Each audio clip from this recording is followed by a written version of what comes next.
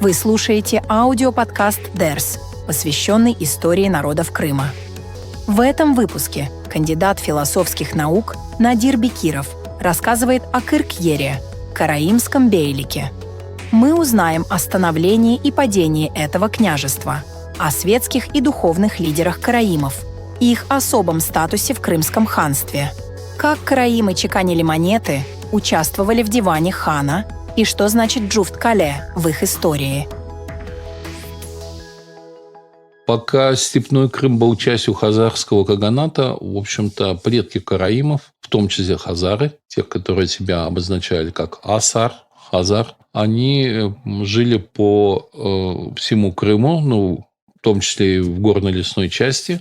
Но после разрушения каганата и после того, как степная часть Крыма попала под контроль печенегов, собственно говоря, случилось так, что караимы собрались, видимо, это связано с религиозной тягой, и там с политическими, военными событиями, вокруг поселения своего, которое первоначально получило название Кыркьер, то есть земля или место кырков. Надо сказать, что вот это слово «ер» как обозначение не просто земли, в физическом смысле, а как какой-то территории, места, оно до сих пор используется в тюркских языках. Допустим, современная республика Гагаузов на территории Молдовы официально называется Гагаузъери.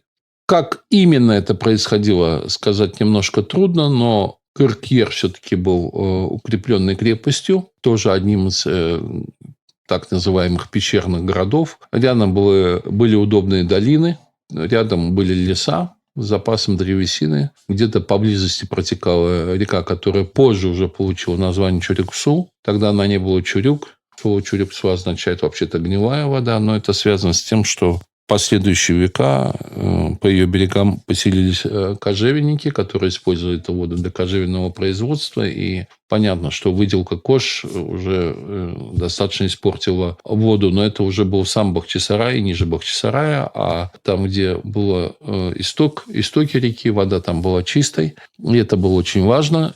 И, по сути говоря, Кыркьере по необходимости у караимов сложилось что-то, то, что сейчас по-русски бы назвали княжеством, а на тюркском, на родном языке это называлось бейлик, Кыркьер бейлиге.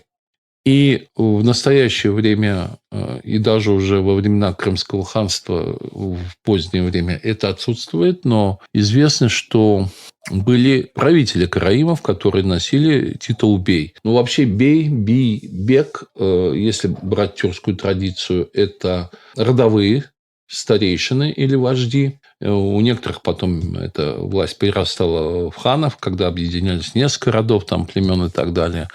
Но все-таки, учитывая не многочисленность относительно караимов, их светские правители так и сохранили свое название в качестве бея или бия. Где-то продолжая традицию хазарского каганата, где были две высшие должности: светский правитель и каган, и бек. У караимов тоже были двое глав. Это каган, хакан или гахан, в зависимости от произношения. В последние столетия его стали называть гахам. И светский правитель – это би или бек. Иногда эти две ветви власти сливались, но это понятно, потому что относительно немногочисленный народ.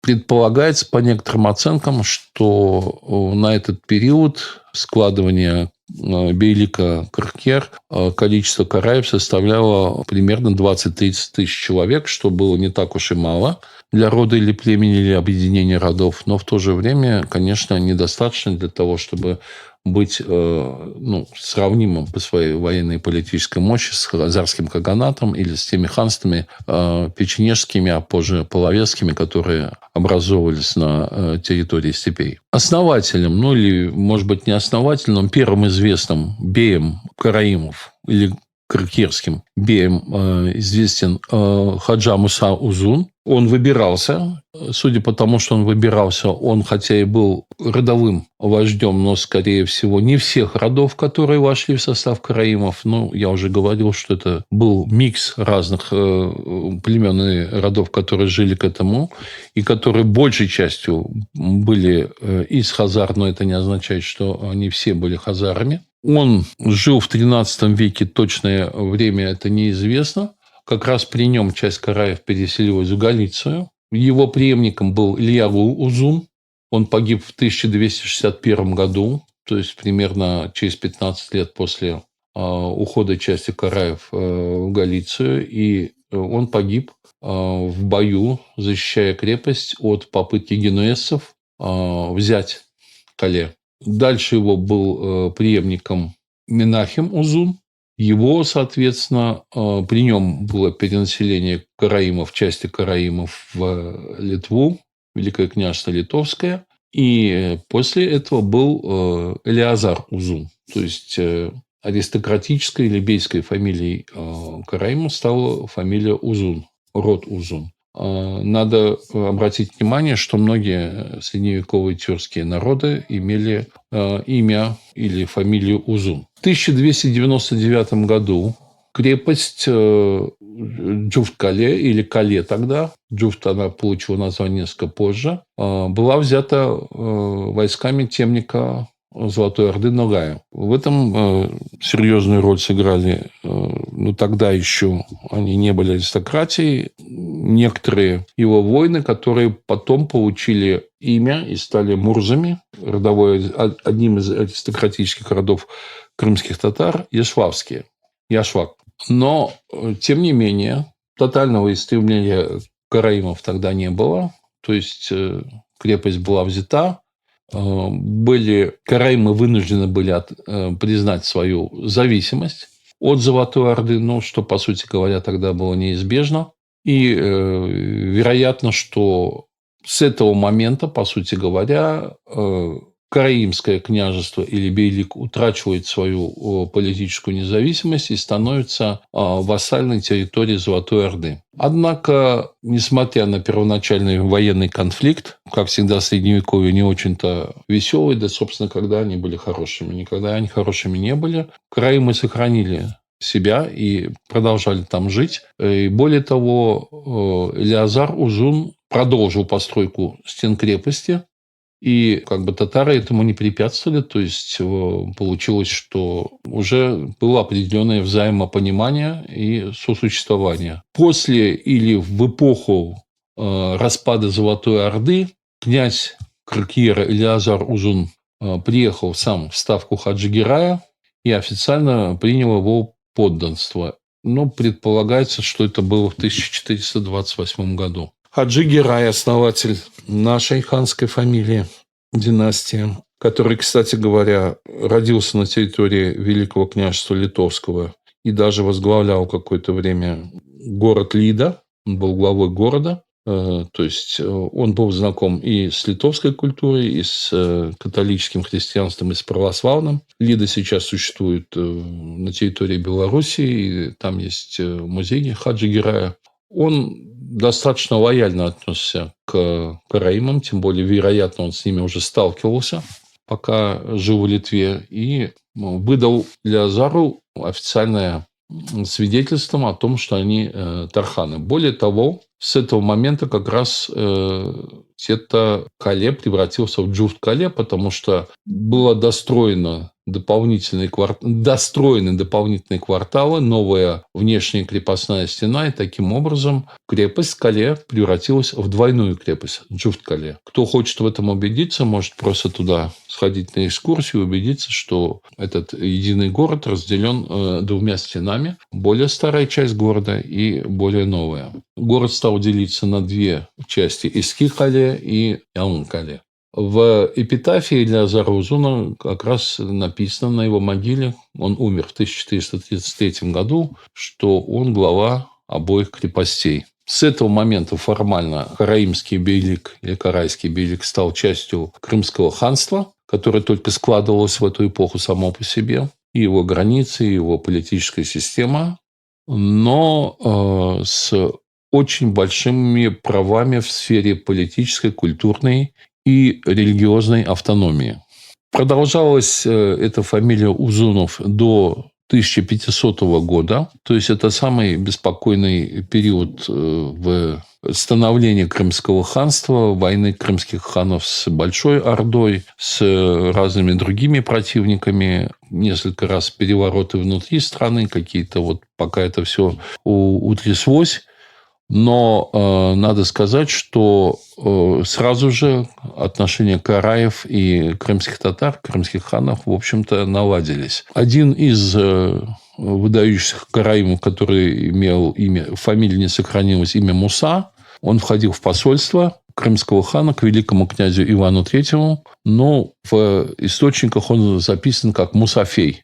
То есть в русских источниках. В этом очень легко читается Мусабей. Это 1501 год. Опять-таки, в связи с тем, что, видимо, отселение какой-то части караимов и уход их на другие территории продолжался в течение нескольких веков. В частности, в Литву это продолжалось где-то до конца XVI века. Один из представителей рода Узунов, Ильяш Караимович или Краимович, был гетманом, старшим полковником реестрового казачества, то есть казачества, официально входившего в список польских королей, Речи Посполитой, среди польских или украинских казаков. Он погиб в 1648 году. Фамилия Узун среди караимов сохранилась до наших дней. Как раз потом что-то произошло, детали неизвестны, но произошла смена династий, и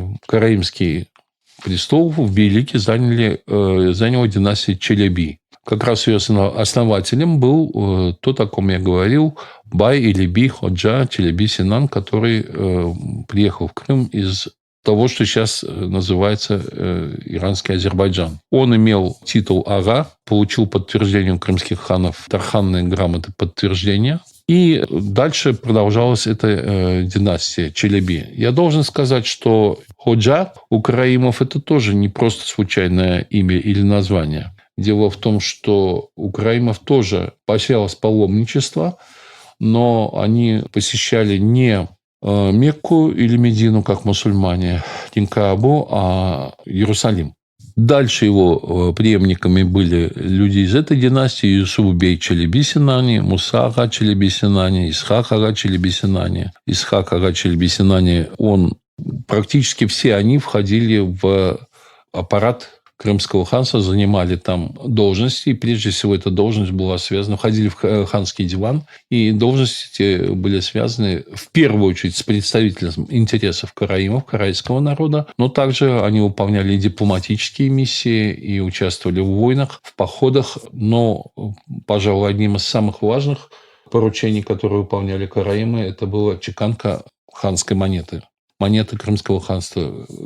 Двор чеканный, монетный двор Крымского ханства долгое время располагался на территории Джуфт-Кале. И более того, при смене столицы, когда Менгли-Гирай решил строить новую столицу, уйдя из города Крым, по каким причинам, я говорю в другом месте, первое время, и это было немало, это было там не 2 месяца, это было несколько лет, по крайней мере, до строительства полноценного своего дворца-крепости Девлет-Сарая, а позже Бахчи-Сарая, о чем тоже я говорю в отдельном месте, он и его семья и приближенный двор жили в Джуфт-Кале под охраной караимов. Практически все караимы, жившие в Джуфт-Кале, имели статус тарханов, как непосредственные защитники хана. Вот такая сотрудничество и дружба продолжалась практически в течение всего Крымского ханства. Очень интересно, что именно в Джуфт-Кале была основана первая в Крыму типография. Это было в 1734 году. И при бее Исхака ага Челеби Синани, он жил в 1697-1756. Так вот, себе представьте, что первая типография в Крыму была в 1734 году, и первая книга, которая там была напечатана, это молитвенник на караимском или карайском и на геврейском языках. Сама династия Челеби продолжалась около 200 лет. Она была сменена династией Найманов. Это уже начало XVIII века. А основателем ее был Самуил Ага. Он жил в 1717-1770 году, то есть практически до конца Крымского ханства. После него был бей с неизвестным именем, неустановленным, а вот уже в 1771 году и до 1783 года, это год аннексии Крымского ханства Российской империи, возглавлял Караимов Беньямин Ага. Он сын предыдущего правителя, министр Крымского ханства и казначей, также управляющий монетного двора. В числе других членов правительства ханского он подписал акт о вхождении на престол Шагин-Герая. Уже в XIX веке, после того, как закончилось государство крымских татар, оно было разгромлено, собственно говоря, государственные функции перестали выполнять и караимы, но они сохраняли своих религиозных, духовных лидеров. Это во второй половине XVIII века был Кальфа Исхак Юсуф Оглу, умер в 1801. После него Кокенай Исхак. Я должен сказать, что фамилия Караимов, так же, как и фамилия Крымчаков, представляет огромный интерес. Около 100 этих фамилий имеют сходство с тюркскими этнонимами. В том числе вот последняя династия – это Найманы. А Найманы – это когда-то там, в начале первого тысячелетия нашей эры это Найманский каганат отдельно. А потом Найманы – это племя в составе кыпчаков, половцев. И сейчас роды Найман есть и у казахов, и у кыргызов. Когда-то они были у крымских татар и так далее. Но есть и другие тоже интересные фамилии. Ну, допустим, Хальфа – это фактически производная от халиф. Как я уже говорил, Готта, Челеби. Челеби – это особое положение в мусульманском обществе, и причем среди тюрков. Ну, собственно говоря, город Челябинск от этого слова называется. Ну, есть географические названия, допустим, Мангуби, то есть жители Мангупа, потому что караимы жили не только в Кыркияре или Джуфткале, но и в других местах Крыма, в том числе горно-лесном Крыму. Дуван, Синани, Кара, Кумен, что очень напоминает слово Куман, Кокей, Кырк, само собой, и так далее. Поэтому изучение караимских фамилий, во-первых, показывает, опять-таки, миксовое, так сказать, происхождение караимов от разных этносов с явным преобладанием тюрков, ну и там некоторые другие религиозные указания и географические указания. К XIX веку, когда и Крымское ханство перестало существовать, и, соответственно, официальный светский глава караимов тоже перестал существовать, у них сохранился титул Газана. Это высший священнослужитель, главный священник, выбираемый там караимами. Ну и при Российской империи был восстановлен титул Гахана. В следующей части цикла аудиолекций о народах Крыма вы узнаете о взаимоотношениях караимов с крымскими татарами, крымчаками и галицкими караимами. Почему мифы о вражде не выдерживают критики? Также мы узнаем, как караимы тайно собирали налоги для последнего крымского хана Шахин-Герая в изгнании.